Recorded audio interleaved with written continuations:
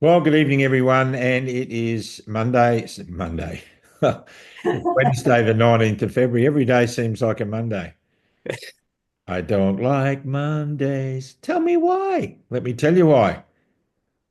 John, John, Yes. what's Yeah. that? What's that in your background? What color is that flag? Blue. But I see red. Oh, and stars of grey. Yeah. You will Wasn't there notice. a song about that? Yeah, that's it. You will notice that I have a red flag behind me tonight.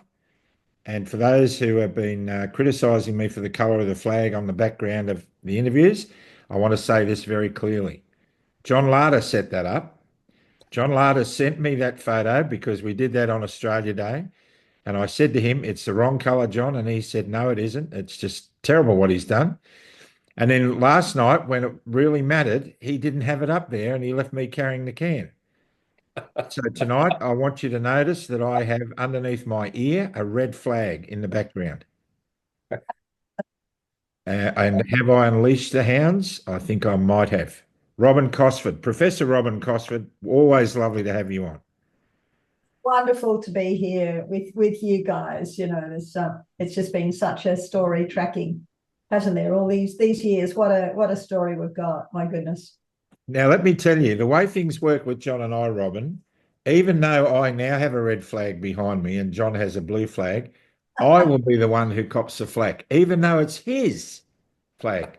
I will be the one who cops the flag because little Johnny Larder, butter wouldn't melt in his mouth. He just waffles through life. And although, no, I shouldn't say that because he does get letters from Oh, APRA. yes. In fact, Ah, he collects them, Robyn. We have the Larder collection of complaints to APRA and the AHCCC or whatever they are. yeah. And there's another one to add to the list We should auction them for charity. because Yeah, apparently, Johnny Larder, you were encouraging social, or what was it, social disobedience? So yeah, social disobedience. Yeah. how dare you? How dare you? There's got to be a song about that, isn't it? Hello, Opera, my old friend. Hello, APRA, my old friend. I've come to talk with you again. That's it. Uh, Yeah, They're lovely. We love the people at APRA, yeah, and they're beautiful people. they are beautiful people, Robyn. You've had a bit to do with them over the years, haven't you? I did. I had three run-ins with APRA before COVID began, so I was known to them for a long time. Only And, three. Johnny has three a week. oh yeah, but that's now. You see, I pulled out of the system on January of 2022. So they've got no legal reason or no anything to say anything to me anymore. So I'm no longer under their, whatever you want to call it, jurisdiction, let's say. Although there's Well, nothing. they've got no moral authority, but I'm seriously thinking of registering with APRA because I feel like I'm missing out. I think you should. Now, Yeah. Robyn Cosford, you're doing great work with the David Declaration. We want to talk about that specifically tonight because it's a great initiative, and John and I think John's the first paramedic to sign up, and I'm the first pilot. But I want to share something with you that is really concerning. Brad at the Cali Hotel, Mm. um, the Freedom Pub in Singleton, you want to find out what's going on, ask the man behind the bar. He is constantly texting us, telling how many people are dying in the town, how many funerals there are, and it's just breathtaking from a horrible perspective. But I got this from him today, and I'll condense it a bit. A few months ago, a well-known local businessman dropped dead and unexpected, and a few days later, his younger brother suffered the same fate, also dropped dead. Well, they found the younger brother's wife dead on the kitchen floor this morning. She was here for lunch on Saturday. Everything seemed fine. So, three members of the one family have dropped dead in the last couple of months. Oh. And I've got a phone full of messages from him. Just said goodbye to my father-in-law, the mother, da da da da da. Um, it just goes on and on and on. There's all these lists of people that have died, and because they hold a lot of the wakes in the Hunter Valley at the Cali Hotel, and he just said he's flat out. Funeral director seeing uh, very tough day, working out funerals. Look, I don't want to. It's just horrible. And I have to say, Robyn, I was on. I recorded SBS Insights, invited to be on that panel, and I've got to say, I was stunned by the head of the Royal College of General Practitioners who was there, a lady doctor, I forget her name. Mm.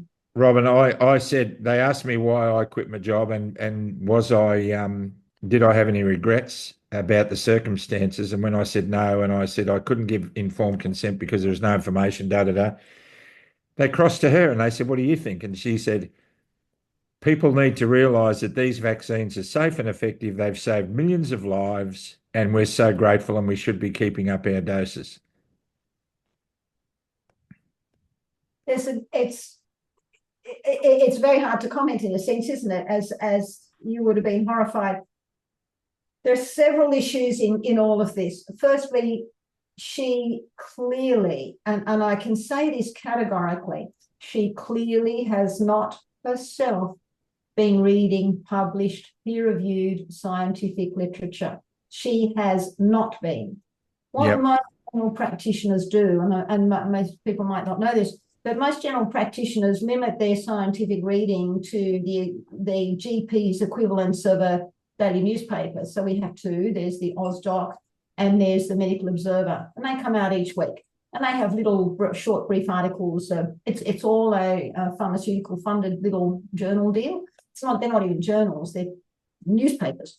So it's in easy speak, journalese, no proper reading of the scientific literature. So this, and then there are other sorts of information, of course, is the reps who come around and feed you the pharmaceutical version of things, version of their trials. So this is all that most GPs ever listen to and read. And I could guarantee you it must be the same with her. She cannot be reading the proper peer-reviewed scientific literature. The spikopathy paper alone, the one that, Professor Peter Parry authored, and I was one of the co-authors on, that paper alone, it was something like a 70-page paper. It was a massive deal, hundreds of scientific references, and it's had the highest number of citations that particular journal has had in its entire history. Solid science, talking about the pathogenicity, the disease-causing potential of the spike protein, which is, of course, what the vaccines make us make. The vaccines make us make the most pathogenic thing that currently is known to man, that has been called a bioweapon by the very gentleman who first devised the criteria for bioweapons, Dr. Francis Boyle, who's just recently passed away. So this is a bioweapon. She cannot be reading the proper scientific literature.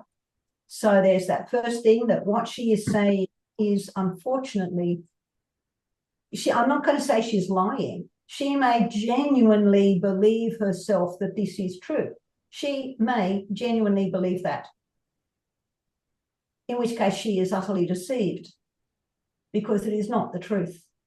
The truth, as you say, Hoody, is evident in a community around us. The truth is evident in our friends, in our family, sorry, my daughter from the UK is messaging me. In our family, in the communities, in the friends, in all of these places, in all the young people who've dropped suddenly. I see there was a Melbourne grammar student who suddenly dropped dead just recently. This is where the truth is. And those who who either cannot see it or refuse to see it, they are either just plain deceived or they're willfully blind. Well, she said we must trust the science, and I interjected and said there is no science, there is only censorship. And I don't know whether that will get to air or not. So I'm not commenting much more on the program, other than I felt like I was on another planet, to be honest with you. And it was just bizarre, some of the comments that were being made in there by the audience and the panel. Anyhow, SBS were great, and we thanked them for the opportunity, and the crew were fantastic. Couldn't speak more highly of them. Also, a young Qantas pilot died just the last few days. Oh, Dropped dead suddenly. A very young Qantas pilot, a young captain with Airlink, and that's a real tragedy. A real tragedy. Nobody's saying why, but nobody's noticing how young the people are who are dying and how many of them are dying. And and we look. There's so much to share. We've got an update. We're going to be talking about um, in the next program from Kiana Probert about what's going on with her case with those children being taken off her. She had a 1 hour visit with them today, and there's a great photo of her with them. And they are in a care facility, John. They're not in a foster home. They're in a care facility with multiple carers. How is that good for two children when they need their mother? Wow. It's just bizarre. It's absolutely bizarre. I thank Professor Ian Brighthope for writing an incredible letter stating the injustice of what those kids are going through and how the system has, through malpractice, let them down dramatically. Oh man, it's a great read. It's a great letter. And Ian Brighthope, you're a legend. Isn't he a legend, Robyn? He's just I love, yeah, I was just so incredibly blessed. We go back a long, long way. He grandfathered me into Acton back in 1996. So that's how far back we go. I kind of feel like I'm his little protege kind of down here, and he's the wonderful statesman. he Yeah. is he is a wonderful. He would make an incredible health minister. And anyhow, we're here because an incredible Canadian scientist, Dr. David Speaker, who we've interviewed on this program. What an amazing man. Examined some vials that were sent to him from various countries. I think 3 vials from Australia. Is that right? Well, we actually had a number of vials from Australia, but it was the Australian vials that were the key in opening the case up in Australia. Right. So he found, I think, 143 times the legal limit of DNA fragments, and he found vast quantities of SV40, which is a foundation building block for cancer, and it was inside the vials. And so, Robyn, tell us a bit more and share with us a little about the David Declaration. So this all has been an unfolding story that began with the work of Kevin McKernan, USA, who is an established geneticist. He was on the Human Genome Project, so you cannot call into question his ability as a scientist in the field of genetics. So he just happened to discover that a number of the vials had this DNA contamination in it, and of course that triggered him, and he released that information. So our intrepid Julian Gillespie, as always, and a group of other Australians then tried to find out, well, is that relevant to Australia? We couldn't get any pathologists in Australia to do the testing for us, given the situation in Australia. So this is where David Speaker came in. So it was sent across to Canada. Our vials were sent to Canada, and he tested them for us. The relevance of this DNA contamination is multifold, but looking at the volume amount, what's incredibly relevant is that the TGA have an allowed limit. There is a regulatory allowed limit of 10 nanograms per mil. But what the TGA are ignoring, and most people aren't getting, is that limit is for naked DNA, as in just a bit of DNA floating around in something that's not protected. When the DNA is just floating around in something, our body very quickly recognizes it as a foreign protein and breaks up. It very quickly says, this kind of shouldn't be here, and it breaks it up. But the key thing about these injections is that everything is encased in these modified lipid nanoparticles, these little round spheres of lipid that are they're synthetic again, that are deliberately designed to be able to pass through our cell membranes and carry the payload deep into the cells, into the nucleus even. And that lipid nanoparticle protects what's inside it from being broken down. That's the whole purpose of it. So a limit of 10 nanograms per mil of naked DNA is totally irrelevant when we're talking about lipid nanoparticles that are protecting and carrying any DNA that is in it through cell membranes into the deeper cell. What's the safe limit? There probably is no safe limit. We don't know. That testing has never, ever, ever been done. So we don't know. So when we say that the testing showed that the amount of DNA was up to 140 times, 145 times higher than the limit, the problem is that the limit is irrelevant anyway. So not only is it way too high, it is irrelevant. Had this been tested? Well, no, it hadn't. This is our second key point, that this came about because Pfizer changed the method of manufacture from the first round of vaccines that were used in the testing and that were given to the FDA to assess, because that manufacturing method was not going to work when they had to roll it out across billions. So they changed the manufacturing method.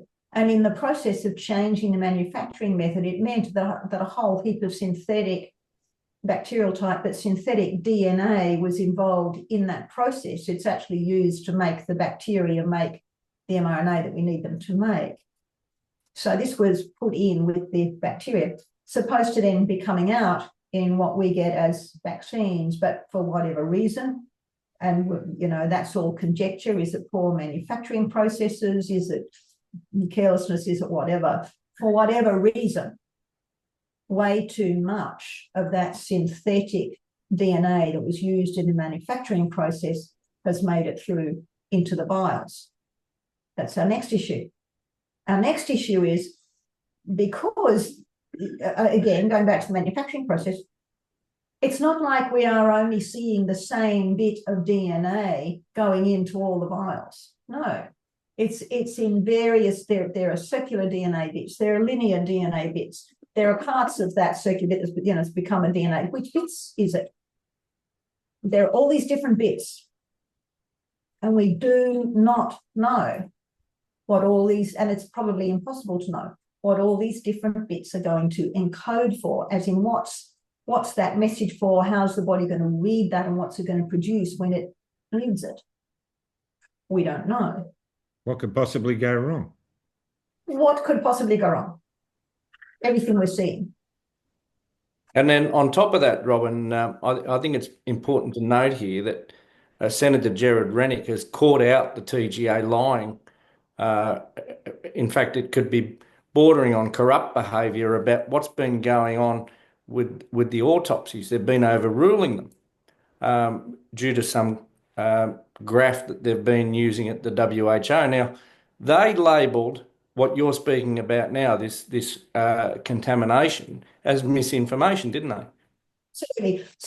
So in the background here, Russell Broadbent, federal member for Monash, has been writing letters to the PM and the ministers and so on and so on. So the first letter, I think we did in October, that was signed by 47 of us. I was one of those. The second letter, where we punched in a lot more of the DNA information, TGA posted on their website. And this is a first. We've never seen this before. Big post on their website. This is all misinformation. And they tried to just, and we actually, when we saw that, we actually rubbed our hands with glee, those of us who were working on it, because we looked and said, you beauty, we can break down that, which we did. And Rebecca Barnett then put that on her Substack. We probably need to turn it into a proper paper, but we were able to break down everything that the TGA said and claimed as misinformation and show that, in fact, they are totally wrong. A lot of it does go down to the fact that the very techniques the TGA are using to say there is no DNA contamination are techniques that Moderna themselves in their patents say are useless to pick it up. So they're not even using correct techniques. Do you think it's incompetence, Robyn, or is there some willful misconduct here? It gets to the level, and it is repeated so many times, it is very hard to continue to be gracious. Please excuse screaming grandchild in the background. It gets hard to excuse these repeated things as incompetence, because the degree of incompetence that you have to invoke is crazy. It's a bit like Professor Angus Dalglish said on the changes that were made when he looked at the, you know, your Wuhan, your original coronavirus Wuhan strain compared to the native.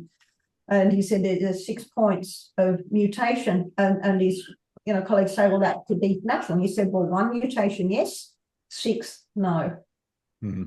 The maths aren't there for it. So we really have to, I think, start saying that when we look at this repeated pattern of denial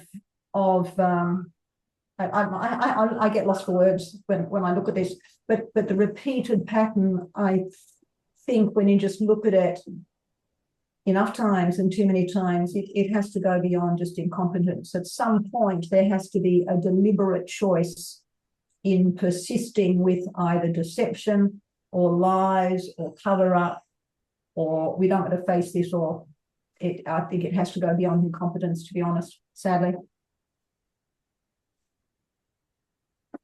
Well, we're not dealing with idiots in there, are we? I mean, it's not like these people aren't educated. I mean, Dr. Philip Altman has said that they're some of the best people he's worked with in 40 years. So what's changed?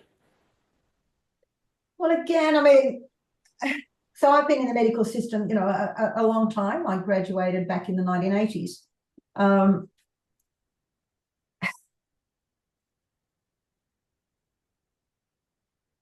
I think we have to acknowledge that there has been a progressive takeover and a progressive, for want of a better word, infiltration of everything to do with the medical system by the pharmaceutical industry. Mm-hmm. Whether you want to talk about the medical education in the universities, whether you want to talk about the medical journals that doctors are reading, whether you want to talk about, well, any funding to do anything, there's all, pharmaceutical paid for. So I think that complete pharmaceutical takeover has also just infiltrated, and the concepts behind it. So the concepts have shifted. You only need to look at some of the changed definitions over the years of how the definition of immunity has changed, how the definition of vaccination has changed, the definition of herd immunity, has changed. All these things, the definition of a pandemic. So you look and you can see how who particularly that tends to set these definitions has been shifting the goalposts just progressively, just, frog in the boiling pot will just shift and shift and shift. Not long ago, the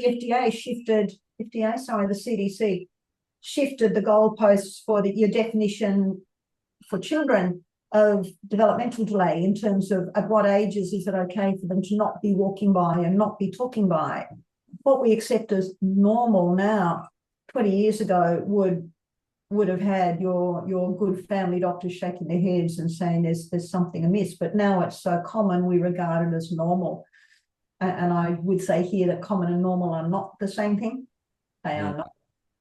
Well, we're told that both Pfizer and Moderna are no longer referring to these inoculants as vaccines anymore. They're calling them gene therapies. Well, so they should be, because that's what they are. That is correct. That's what they are. So maybe we're all anti-gene therapists. Oh, I think so. We are anti-gene therapists, absolutely. I mean, talking to the question of gene therapy, it has become aware through current court actions in the USA that the Gardasil vaccine does also contain genetic material. So the Gardasil vaccine is going to be coming into this category as well, even though it's not an mRNA vaccine. It does have synthetic genetic contamination. Has that changed recently, Robyn, or has it always been like that, do you think? Do you think they've made changes to the vaccine? Or? As in the Gardasil, it all comes down to their method of manufacture. So that I would have to go back a long way, I think, to find out when they started using E. coli plasmids for manufacturing their vaccines. Probably quite a while. In the history of vaccines, the Gardasil is a relatively recent one. It certainly doesn't apply to the old DTP. That's been around for a long time. So that's way before. The wholesale DTP started in the 1940s. The acellular started in the let me get my dates right, I think 1980s. So they've been going for a long time. But the newer vaccines, we may well find that even more of the newer vaccines have been done using similar technology, which means the bacterial, the DNA plasmid contamination could well be there as well. And I mean, Gardasil is known to have one of, prior to the COVID injections, it was our highest side effect ranking vaccine. So, yeah. In relation to the TGA, I mean, you may not know the answer to this, but I mean, we hear noise around 95, 96% funded by pharmaceutical companies. It may be a bit less, I'm not sure, but is there a correlation, do you think, between that pharmaceutical boost in funding the TGA with these bad decisions and outcomes? When did they become 94, 95% funded by the TGA? That is a really good question. I don't know how far back that extends. Again, it would have been a progressive process. With all of these things, it's been a progressive process. Australia has the dubious record of having the highest level of pharmaceutical funding of their regulatory agency. It's no surprise really that Australia is one of the countries that's having the worst trouble, right? So they own the TGA, basically. Yeah. I don't know how far back it goes, but we certainly did start having troubles with our vaccination industry not that long after the 1986 decision was made in the USA to allow the vaccine industry to not be liable. So, it's been going for a while, I think, just progressively getting worse. And their playbook's the same with all of these vaccines. I've watched this, as I said, I've been in the game long enough. I've watched them play this same playbook. They did it with meningococcal, where they started first with a media campaign where they suddenly start saying, oh, meningococcus, meningococcus, meningococcus. Oh, here's some, okay, you better get. And then suddenly a few months later, oh, look, we have this wonderful new meningococcal vaccine. Everyone go get your meningococcal vaccine. You don't hear anything for a while until those who are watching literature realize, oh, okay, that type of meningococcus disappeared, but look, there's all these new types of meningococcus. Isn't that funny? So they make it look like it's fixed one problem, but in fact, there's another thing that occurs in its place. So, this is their playbook. They've done that playbook with the pertussis vaccine of scaring all the women into saying you have to get pertussis vaccine, whooping cough vaccine in pregnancy so your baby doesn't die of whooping cough. But no one gets to know what the real figures are. Well, and that's going on, Robyn, not only in workplaces, but I mean, I'm hearing regularly from people in the community that family members are insisting that they have the pertussis vaccine before they'll be able to see their niece or their nephew or whatever the case may be, grandchildren even. I mean, it's exactly. And yet the actual figures prior to when they started doing this, and we still have, we have between 0 and 2. So the putting a pertussis vaccine in, let me put it another way around. The infant schedule starts vaccinating children from 2 months old. Yep. So the only children who are unvaccine protected, this is assuming the vaccine's protective, the only children who are unvaccine protected are children less than 2 months old. Right? The death rate for children less than 2 months old is between 0 and 2 a year, between 0 and 2 a year. Prior to when we introduced this push to, oh dear, pertussis is killing young children. Well, hang on, what are the actual figures on that? So we are vaccinating 300,000 Australian women a year, and goodness knows how many other adults around them, in the hope that we might save between 0 and 2 babies a year.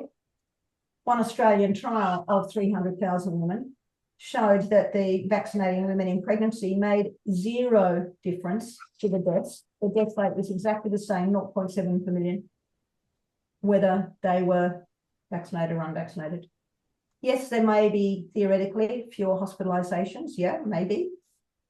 But then you go looking at, well, if we're only saving, well, in fact, we're not saving any deaths. Are these vaccines incredibly safe? They really have to be absolutely incredibly safe if they're not necessary. Are they effective and are they safe? And that's where we start running into other questions. We get told that this vaccine is safe in pregnancy. Did they do any trials on pregnant women before they introduced the vaccine in pregnancy? Of course not. They've done retrospective stuff, but all they look at is the immediate perinatal stuff, as in, did you make it kind of like to term? Did you bleed? Blah, blah, blah. You know, with small for dates, is the baby okay? In the first, they don't look at what's the long-term health of that child who was vaccinated in utero. They don't look at that. There were 2 animal trials done, and guess what? You can't find them anymore. I tried. You can't. They're not there. There's a rat in the cheese factory. There sure is. Now, to underscore everything you're talking about, I have just received this text message, which is incredible. One of my best friends was diagnosed with 2 different types of breast cancer in late October. She had a clear mammogram 8 months prior. By the time she discovered the lump, she had cancer in the liver, bones, and other places in her body. 2 weeks ago, her family rushed her to A&E and she was struggling to move. It was discovered the cancer was in 85% of her brain.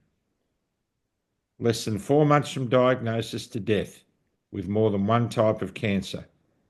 She was in her early 40s. Wow. She was up to date with all of her boosters. So this underscores, and I put this in the Dover Declaration, it's in the media release, what we're seeing with the cancers. We're seeing several different things, and she illustrates 3 of the 4 points I make. Cancers in much younger people than we expect them. Multiple types of cancer at one time, and or multiple sites. So same thing, she had 2 different types of breast cancer at one time. Highly aggressive cancers that present late and do not respond to treatment. And the other type that we're seeing is cancers recurring in people who've been in established remission. Once someone's been out of cancer for 5 years, we class them as remission. We don't expect it to come back 5 years. So this is a tragic case, but this is what the reality is that is happening. This is the reality of what is happening. We know we're getting a better understanding of what the mechanisms are for how that can happen. The lipid nanoparticle itself is toxic. The spike protein interrupts some of your DNA repair mechanisms. So if there's any and we know that these vaccines induce high-grade inflammation, oxidative damage, immune system shift. They do all of those things. They block your microscopic blood flow, so you get oxygenation problems into the tissues, DNA repair damage. The DNA can't be repaired. And then we add this question of what's happening with the injected synthetic DNA with the back to what you said earlier about the SV40. So what is SV40? It stands for simian virus 40. It is used deliberately in the lab as what's called a promoter, as in it is like a chaperone to carry foreign DNA into a nucleus to promote DNA damage when you're wanting to test on what causes cancer, these kinds of things. It is a deliberate lab tool. What is that doing in vials that are being injected into people supposedly to stop them getting COVID?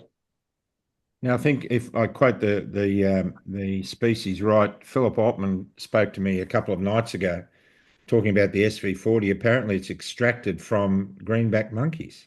Green monkeys, simian virus, exactly. Simian. So it's the green monkey virus. It's a green monkey virus. This was the same, and this is where we track across to a totally different story. But this was, this is where it does get rather interesting. But this was implicated in issues with the original polio vaccines. Many years ago, the same simian virus was used for the manufacture of polio vaccines that linked with a whole heap of immune deficiency disorders. And that's, as I said, is a big other story that I probably won't go into tonight. But SV40 is known as something that will create problems in the immune system, but in the context of the DNA particularly, it is a promoter. It acts like a chaperone to carry foreign DNA into a nucleus, promotes cancer. We're going to find out more about all of this because the next interview you see on Club Grubbery, which will be Friday night, is with Judy Mikovits from the USA, who's a Fauci whistleblower of some repute. And this lady is incredible, and she's going to explain a whole bunch of stuff that our illustrious Dr. Fauci has been involved in over the years, and that's going to be fascinating because he's got his fingerprints all over this stuff, hasn't he, Robyn? Unfortunately, he has. The more you go digging, it's quite incredible. And this is where you go from saying, I don't think this can just be incompetence across into saying there has to. So there's a beautiful term, malfeasance, which I think covers a lot of this, that we are talking about deliberate malintent. Deliberate malintent, and that's very different to incompetence. Then you have to ask why do these characters want to be doing this? And so it has to come back to issues of power, control, money. You have followed the old story, follow the money trail, and you can see that there are billions when we start talking about Fauci. Well, the good doctor looked incredibly squeamish when he was being questioned in the Congress by Republican Senator McCormick, who was a doctor that served during the COVID pandemic. He looked very, very sheepish indeed. So we look forward to a little bit more of the sheepish behaviour of the good Dr. Fauci. Now, Robyn, tell us about the intent of the David Declaration. The website is amazing. Myann has done a wonderful job on the website. She's incredible. And tell us about what we're looking to achieve through the David Declaration. Yeah, thanks. So there's a couple of layers to this. So the first thing, my hope is that people who perhaps haven't really thought through all the issues involved here will read this and go, wow, there's a lot here. So it's to help raise background awareness. So I want this to be a tool that people can use to give to other people who haven't really thought too much about this whole kind of like vaccine story, to raise awareness, especially when they see that we have got we're already over 100 of our doctors and scientists signed, and that's within, we're less than 2 full days. Oh no, we're 2 days now. Yeah. So that we are talking, by the end of it, I hope we're going to be looking into the many hundreds as we hook it back in with the North Initiative and with Canada and so on. So that's the first thing. But the second thing, of course, we're coming to an election. So my hope here, and this is working together with ACA on this, the hope here is that this can become an election tool, as in something that people can actually use to go to their local constituents and say, do you know about this? Have you heard about this? What do you know about it? What are you going to do about it? So that we can actually start to stir up get the people stirred up, to stir up the on-the-ground politicians. So that's the next thing that we're hoping with it. It has already been presented in Parliament, and that'll be on their media release. They give you the link to Russell Broadbent's presentation to Parliament. It was presented last week. He did that on Thursday. The next level is linking it internationally. So this declaration was first prepared in October of last year and signed originally by 97 of the top signatories back then, but we couldn't get a website organised, various other things. It was the same time as the Port Hedland motion. So at that time, that took precedence. So, but it was actually prepared at that same time. And so Associate Professor Jonathan Gilthorpe from Norway saw it we were doing. In fact, he was signatory on the original declaration. So he went back so this was the basis of the North Initiative up in Europe.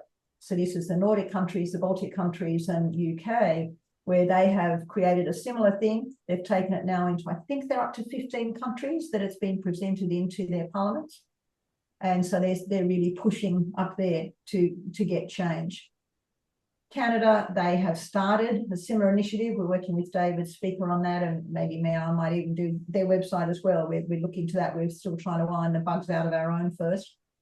But so it's starting in Canada, and we do already have 9 US states that are saying that they're not going to do things. So the hope is that this will be it will both trigger waves itself, but be part of this bigger move where people can see that there are large numbers of international doctors and scientists and other professionals who are saying this must stop. We have to call a stop and get accountability, get transparency, get change to this whole situation. So I feel like I should now share screen and we actually go through the declaration itself. How do you feel about that? Yeah, that'd be great. Okay, here we go. Gee, Johnny, I'm getting good at this. Yeah, there we go. Viewed into full screen. That's better. Okay, so talk us through it, Robyn. Yeah, so it's called the David Declaration for two key reasons. So an obvious first analogy of being David and Goliath, that we are, relatively small, and we are up against the Goliath, basically, of the pharmaceutical, petrochemical, all of this industry that is governing this. So, and I see this as being a stone. This is a rock that we're throwing at them. And that's why I wanted this to be fairly specific regarding the DNA. It's not the only issue to do with these injections, as we've just spoken. There's the spike protein, there's the lipid nanoparticles, there are questions of heavy metal contamination and there's all these other questions, right? But this we can nail. This is clear. We've got solid evidence on this. So, as well-qualified and respected professionals, we, the undersigned, call for the restoration of trust, bodily integrity, and government transparency as the foundations for a healthy and thriving Australia. In specific relation to the COVID-19 injections, we refute the Australian Therapeutics Good Administration's accusation of misinformation regarding evidence of residual plasmid DNA and SV40 promoter enhancer, as addressed in Appendix A. So that's talking to David Spike as well. Excuse me. So 10 demands. So the first section is 10 demands. We demand the immediate establishment of a COVID-19 Royal Commission. As you know, we called for a Royal Commission, I think it was 2 years ago now. And we sent a whole heap of documentation on that. Original documents were signed by something like 46,000 Australians.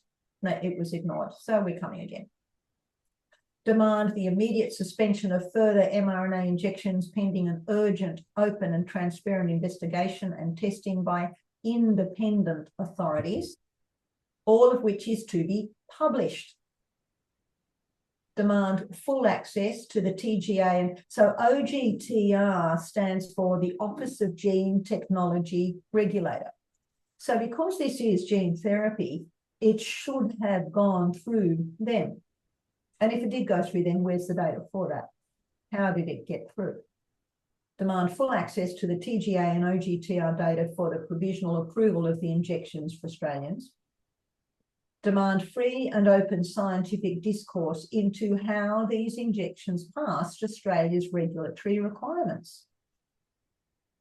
Given that TGA have admitted that we didn't actually do the proper testing on them. So how could that have been allowed?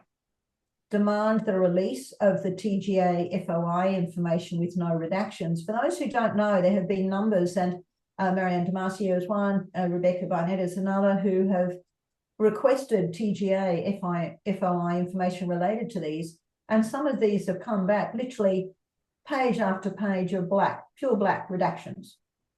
Nothing you can read.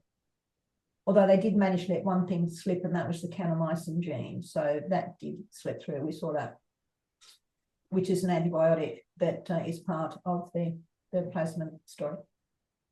Demand full access to the TGA safety testing profile and methods. So you say it's properly tested TGA. What exactly did you do and how did you do it?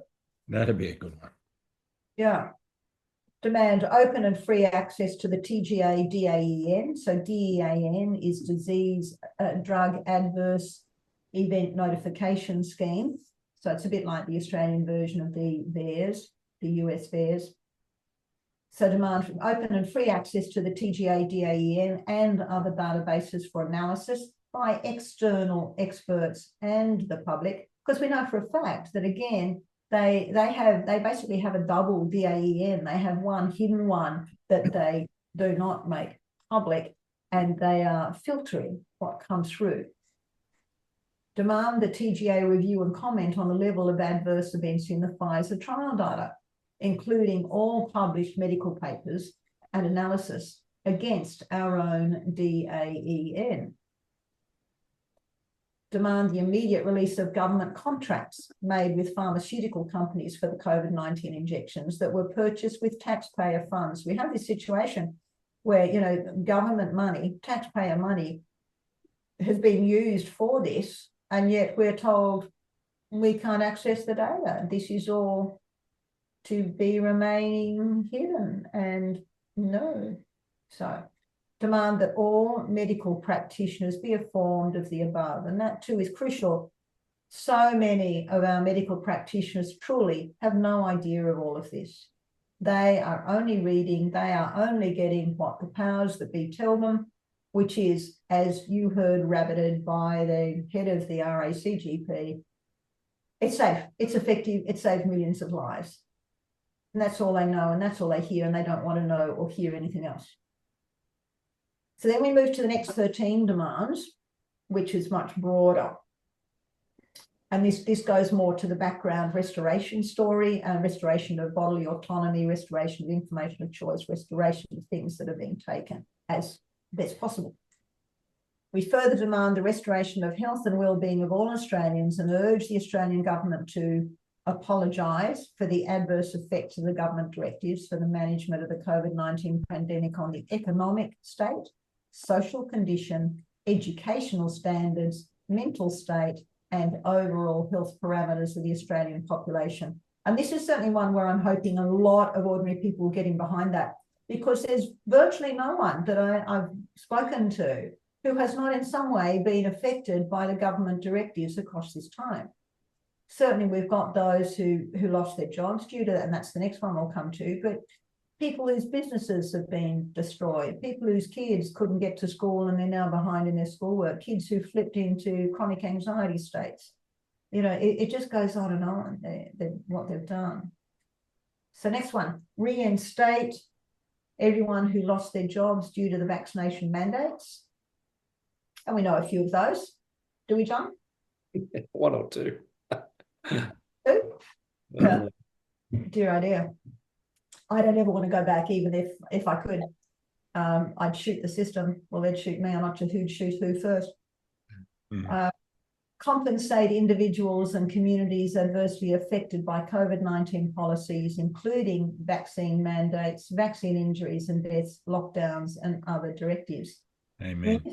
This is a broad and hopeful thing, but nonetheless, I felt, look, it's a bit of a wish list, I guess, but nonetheless, I think it needed to be stated, you know, re-establish a fair, equitable and just vaccine injury compensation scheme. Now, as you would know, and I'm sure, Graham, you would have had stories on here, but we know very well that those who've been genuinely injured and have tried to gain compensation, the ridiculous hoops that have to be jumped through, and the lack, it has not been fair or equitable or just. And those that have been successful in getting a payout, as MP Russell Broadbent has highlighted, have had to pay tax. Yeah. On the lump sum. And that's just, it's crazy. I mean, they do that with anyone who gets a lump sum insurance payout for some kind of injury. It's like, really? It never ends. It never ends. It never ends. That's right. So you end up, I was one of those myself. You end up with next to nothing for all of everything. By the time you pay the legal fees, you pay the this, you pay the that. It's like, what's the point?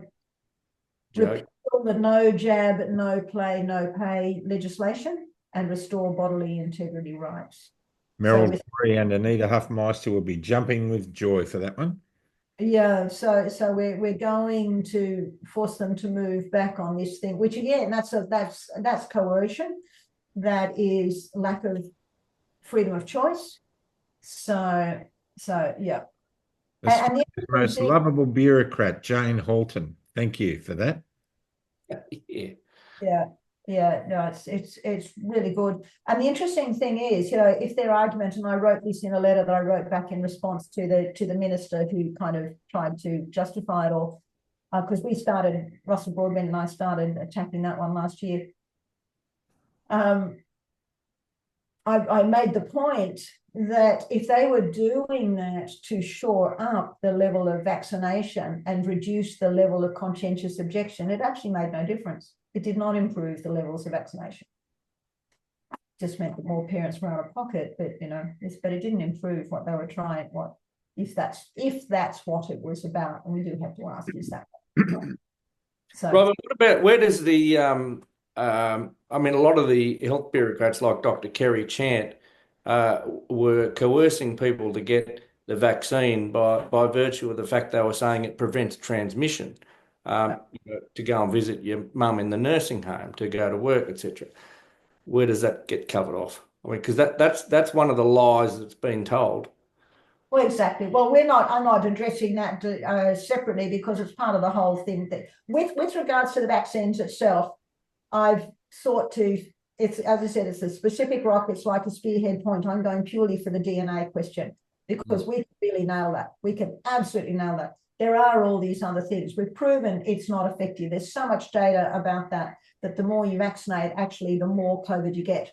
Massive Cleveland Clinic study of thousands proves exactly that point.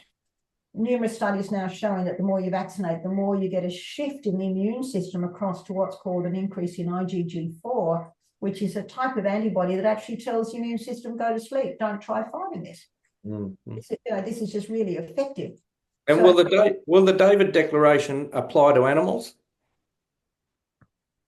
That's a good point. It certainly could, but I don't know that animals, we can claim a lot of this for animals. But we do have to, what I'm trying to do is bust open the whole question of the mRNA vaccination story using the DNA as the tool, because people may or may, they are heading very much for using mRNA technology in the animals, and the chooks are going to be copying it with all the H5N1 injections that they're going to start putting in the chicks, which will transmit to us, by the way.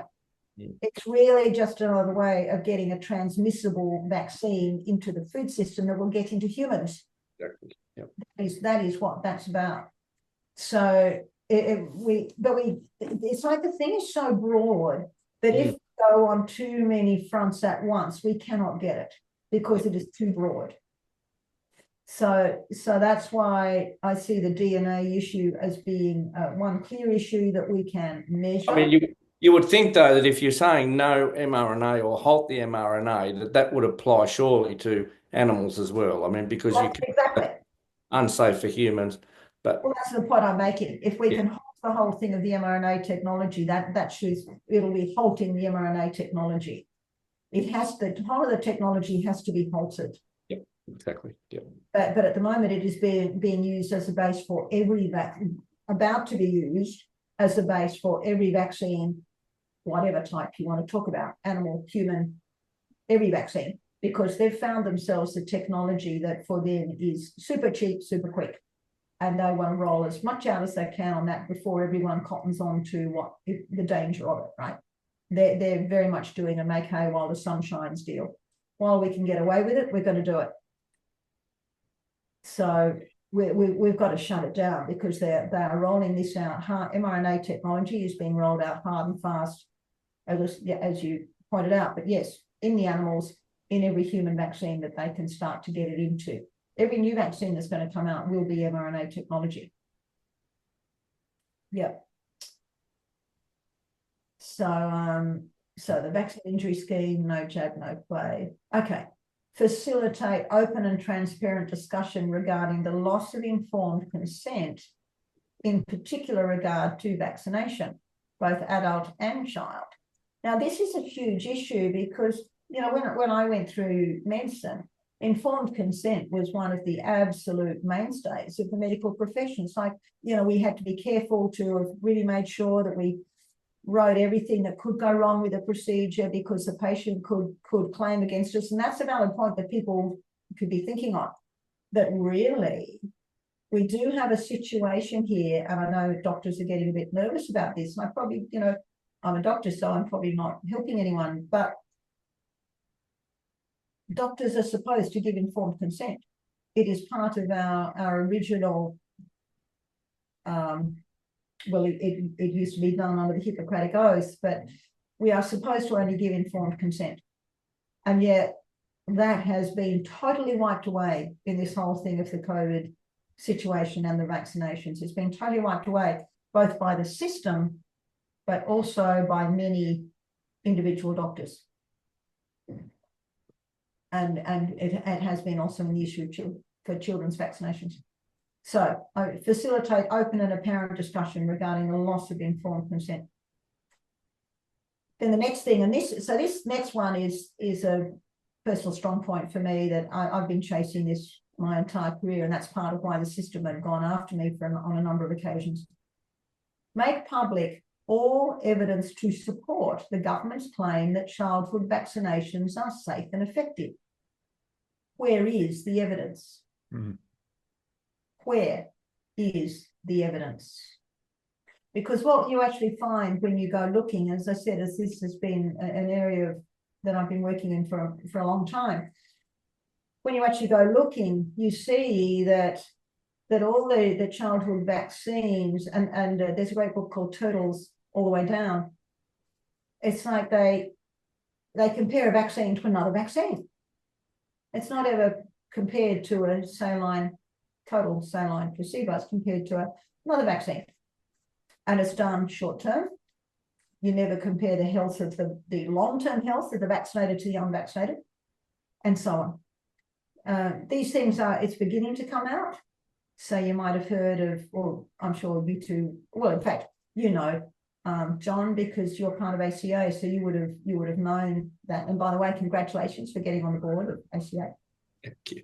So we've got these two new organisations, Stand Up and Vaccine Choice, and Vaccine Choice in the processes now of making and releasing a series of documentaries about vaccinations. The first, I think a couple are out now. I was in the first one talking about vaccination versus immunisation. I'm currently doing one on the triple antigen in pregnancy. So this is coming out, but we are the ones at the moment who are making public the, let's say, lack of evidence. But really the government should be called on to give evidence for its claim that the childhood vaccines are safe and effective. Robyn, I'd ask you to skip number 18 because that would really upset John. So skip number 18.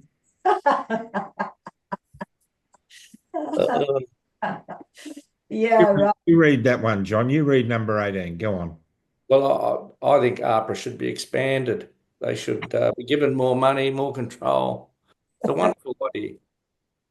More tentacles to their octopus. Oh dear, oh dear, oh dear. And of course, I'm sure all your people know how in March 21, we were all given, and I'm sure you were given it too, John, but this wonderful directive, doctors, we were given this wonderful directive telling us that we had to comply with everything the government wanted done. And beyond complying, we actually had to be seen to be supporting it.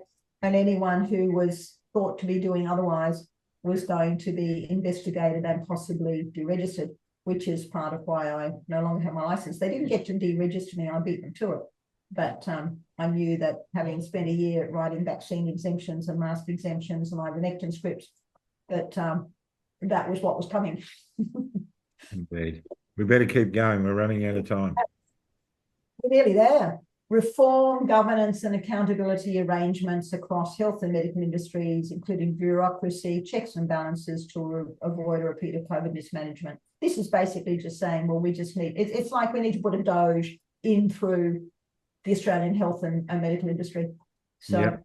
in the bureaucracy. So that's really what that's saying. It's just got to go. Yep. Reform the WHO. Now, that was a difficult one to write. I didn't quite know, do I write exit the WHO? Do I write disband the WHO? I mean, whatever you put, you're not going to please everybody. So I stuck with reform. And there are some who've decided they don't want to sign because I didn't say, destroy the WHO. But the point is, not everything the WHO has done before was bad. They used to have some good health programs. The WHO were the one who initiated the vitamin A into neonates in Africa, which before they put in the DTP vaccine was saving lives, 27% less mortality before they added the DTP. Once they added the DTP, that effect was lost. And in fact, it looked like there was a bad interaction. But so there are some good things that WHO has done before, but that's before. Now it's a major problem. So, and we are bound by international law to automatically comply with the WHO directives that are not going to be, I won't just say that may not here as I'm talking on this group, but they're not appropriate for Australia or the Australian people. So we need Australia to look at that question of pulling out. We don't have long to do that. before things are that we're bound by. We don't have long. I think it's December this year. James Rubisky could correct me, but I think we've got till December this year, or Katie could correct me for that matter. So this is where I'm saying, talk about this whole thing as you were saying, you know, the rollout of mRNAs. So cease the introduction of all new vaccinations and experimental gene therapies until there is open and transparent evaluation of the regulatory procedures applying to that vaccine to ensure that full safety has been demonstrated. Mm-hmm. So this is to include the new RSV vaccine that has recently gained approval and has begun to be promoted and distributed, even though we are already seeing some deaths from it, and to include the replicon injection recently approved in the United States. So this is a very scary development, the replicon injection. So this is where they're talking about self-amplifying mRNA injections. So as in, they keep going. They just keep going. So this has to be stopped. Ensure regulatory and government staff. And so this is another thing, of course, that we know, and we call this, you know, the revolving door. And again, I'm sure you guys have seen it, how, you know, someone will retire from here and oh, suddenly here they are now. I don't know with who, or now they're over here, or now they're over there. They haven't retired at all. They haven't lost their positions. They've just gone to another part of the Medusa head tentacle thing, you know. Ensure regulatory and government staff do not receive in-kind benefits or future jobs from those they have regulated. And then our last thing, and this really goes to the whole censorship thing, safeguard free and open public discourse, scientific integrity, foundational human rights and freedoms, accountable governance, and the broader societal health demands. And then we go to the appendices. So that's, I mean, it's pretty, what's the word I'm looking for? It's expansive. I'm hoping it could cover a lot of ground. I'm hoping it's not so broad that it falls on absolutely nothing. But I believe we do have to take a stand. And as I said, hopefully it'll wake some up. Roll down and show people where we're up to on our numbers. Let's see, where are we up to now? 1,580. That's great. Well, one thing I would say, Robyn, is I mean, you did mention there about the WHO and the reform or exit. Well, I'd just quickly say, look, as the chairman of ACA or the Aligned Council of Australia, I mean, we have adopted at a board level to exit the WHO because we believe that the organisation is corrupt. But I would implore everyone not to shy away from signing this declaration because of one item on there, because look, at the end of the day, reform may well be, the only option. But look, I think the WHO will declare itself one way or the other, regardless. And it would be really unfortunate if somebody could not see past signing this very significant declaration on the basis of one item on there, which is I think a 50-50 thing. There'll be people there that will be happy with reform, and there'll be people that will be very vehement and say, no, we want to exit it. But look, reform is a good start, and I think they'll declare themselves anyway as being not worthy of support, and it'll roll into exiting regardless. Yeah. And I think when you look further at the whole of the statement of what I put there, I said it's so that we are not bound by the international law. So if the only way we can make it is that we're not bound by that international law is to exit, we need to exit so that we are not bound by the international law. So maybe I could have put reform or exit. It was just really, because I knew on that one I was going to fall foul of somebody. Yeah. And, some of my colleagues, at least one of my top colleagues overseas, regrettably has said she won't sign because it says reform and not exit. I was hoping we could be bigger than that, but that's well, out with the bathwater. Yeah, that's right, throwing the baby out with the bathwater. So I mean, it is impossible when you're pulling together something like this to have all the wording in such a way that everybody is happy with you. It's just not possible. So thank you for that, John. I apologise to those who would prefer to have said exit. As I said, I tossed it up, and maybe I could have somehow found a way to say reform or exit, but we ended up with reform. We certainly know from experience you can't please all of the people all of the time. Exactly. Declaration.org. This is how you get to the document. You can sign as a professional, or as you can see, you can sign as a concerned citizen. But please sign, because it is a powerful document, and we are at a stage in this where truth is so loud it will not be silenced for much longer. This is one of those tools that will help it expand into the place it needs to go to bring this thing tumbling down. So based on all of that, I think we need to bring this to a close. Robyn, it was great to have you on again, and we'll have you on again with some further developments, no doubt. I think a prayer is in order. Would you agree? Absolutely. I mean, the Lord is behind this. I have no doubt. Absolutely. So, dear Lord, Heavenly Father, you anointed David to be king when he was 16, but he didn't take the throne till he was 14. Till he was 40. It took 14 years for David to achieve the goals that you set for him. Father God, we know that things that are big and things that are powerful require us to have the experience of time and effort to bring them to fruition. And Lord, we know that the David Declaration is overdue. So we pray for the participants, those who designed and have built this, Professor Robyn Cosford and her team.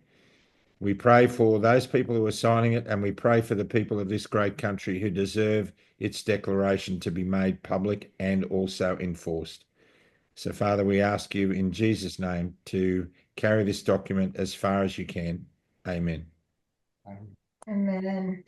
And so I'll send to you the media release that kind of accompanies this, because there are a few more links for people if they want to look at things like Russell's speech, if they want to look at things like the spikopathy paper that undergirds this, that the paper about the DNA in the blood of the South Australians. So it's got quite a few extra links in it.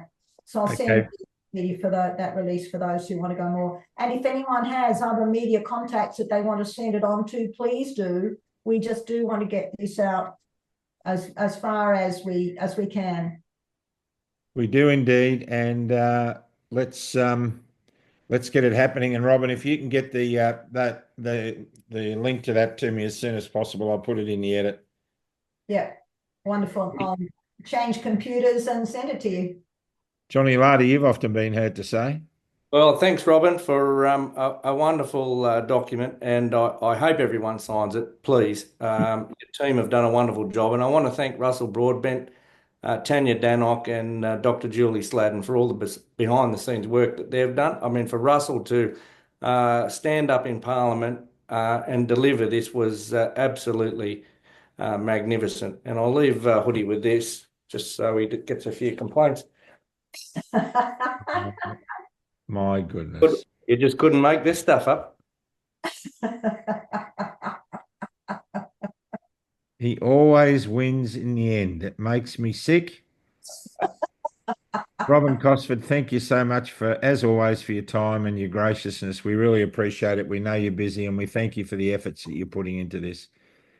And to all of you out there, just remember what you did yesterday got you to today. It's a beautiful country because you live in it. And that goes for you whether you agree with us or not.